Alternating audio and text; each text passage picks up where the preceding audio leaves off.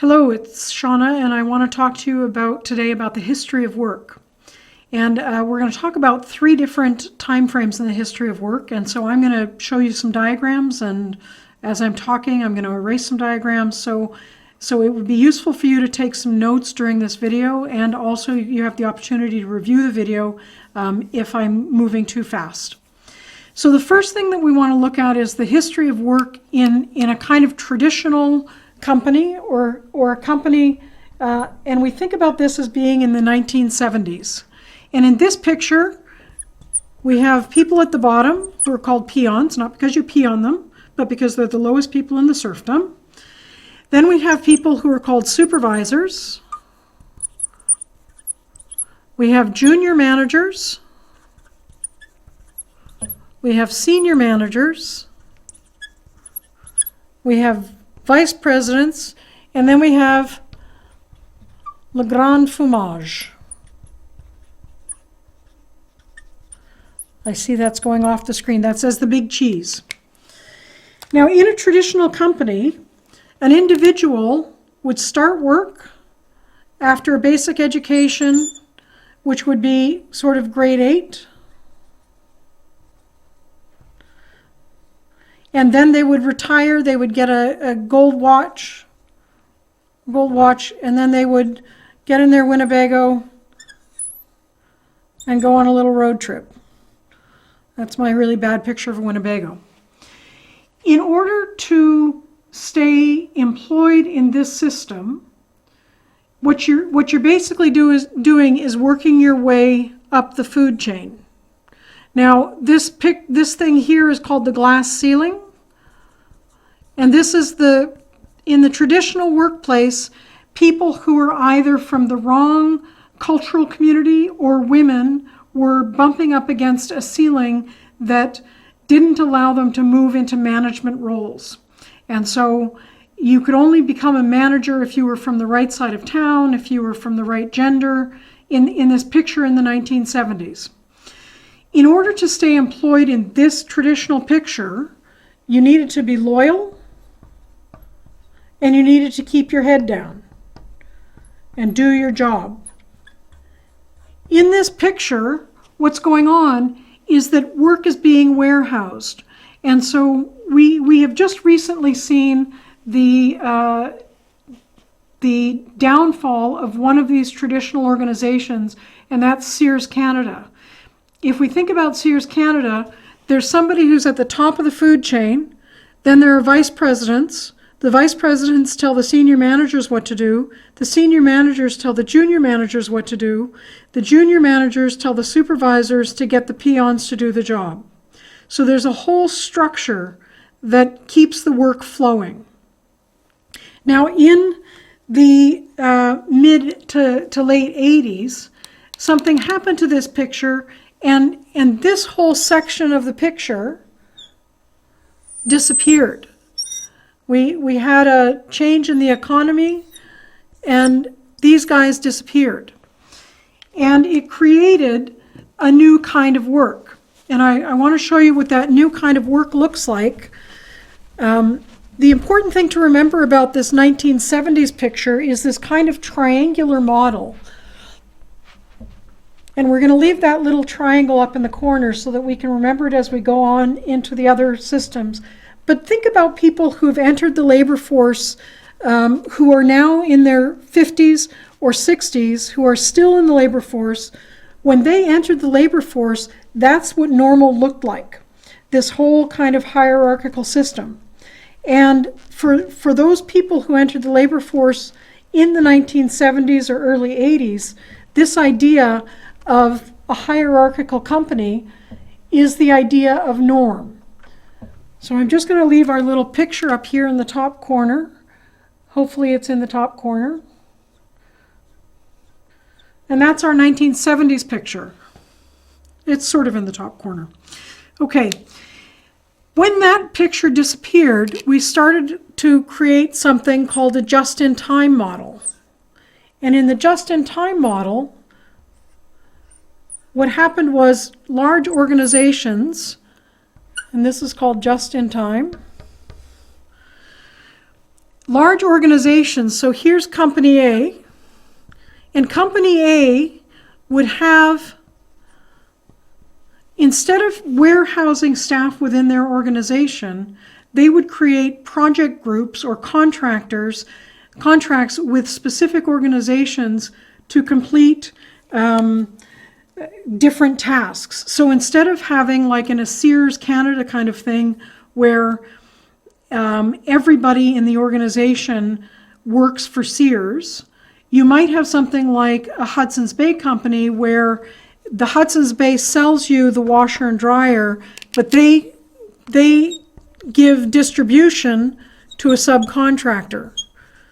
And they have somebody who works not for the Bay, but who works for someone else who does advertising. They might have somebody else who is their manufacturer. In all of these, there are separate agreements with each of these different entities, and these separate agreements create a kind of working environment where a worker enters the world of work and moves laterally through positions. So a person enters the world of work after basic education, and in this case, basic education is post-secondary.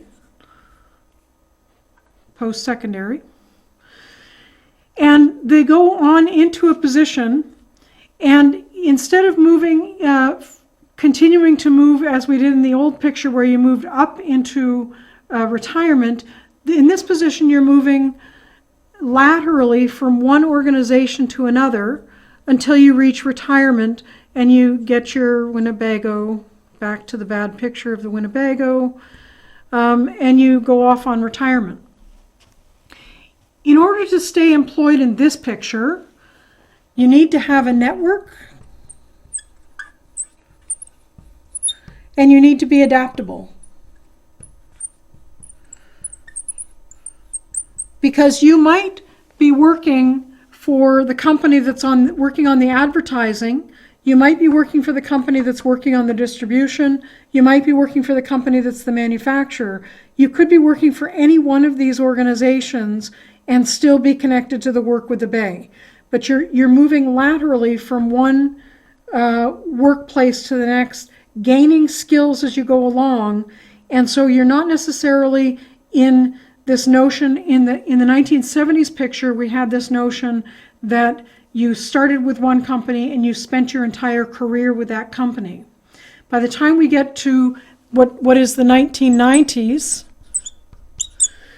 we start to see people moving from company to company more often, but also from career to career more often. So that by the 1990s, we start talking about people having 5 to 7 careers during their adult life.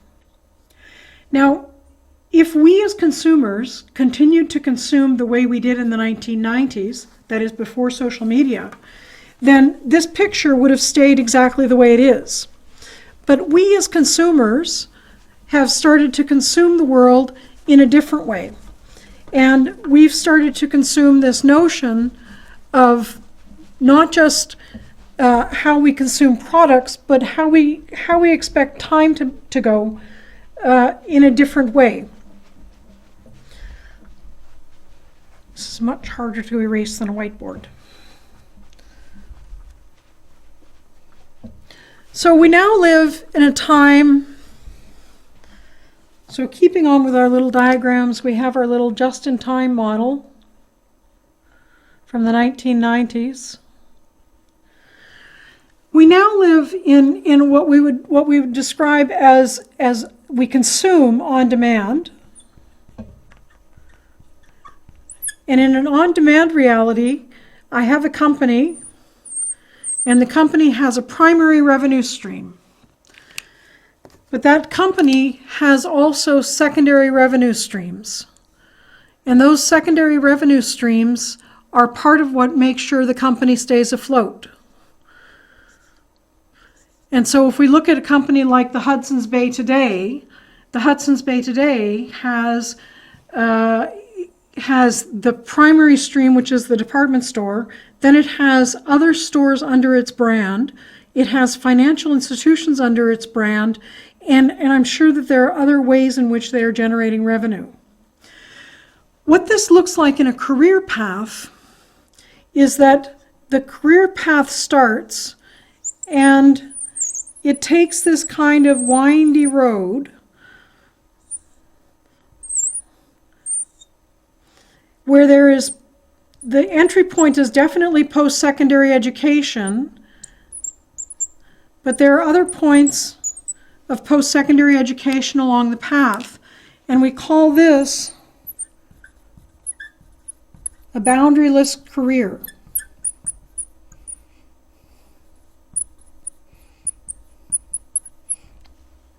And in order to stay current and relevant, one of the things that happens is that we have a primary stream of revenue. We may have a sort of fallback set of skills that always create our bread and butter. And then we create different kinds of revenue streams through the gig economy. So maybe we have an eBay business, or maybe we sell stuff on Craigslist, or maybe we run an internet editing or tutoring service. So there are the primary revenue stream, and then there are these secondary revenue streams that we use throughout our careers. In a boundaryless career, we no longer are talking about the notion of a career starting in early adulthood and lasting throughout adulthood. We're really talking about careers lasting for a few years, and a career being something where there's some education attached to some experience, attached to some exposure in the labor market. And what happens in a boundaryless career is that we provide our services in this on-demand reality. And in this on-demand reality, the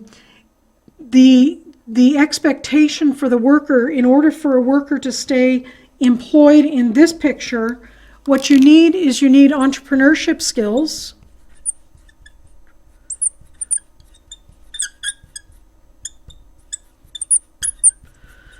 You need entrepreneurship skills, and you need to be change ready. Those of you who have studied theories will recognize this from Jim Bright's chaos theory of careers.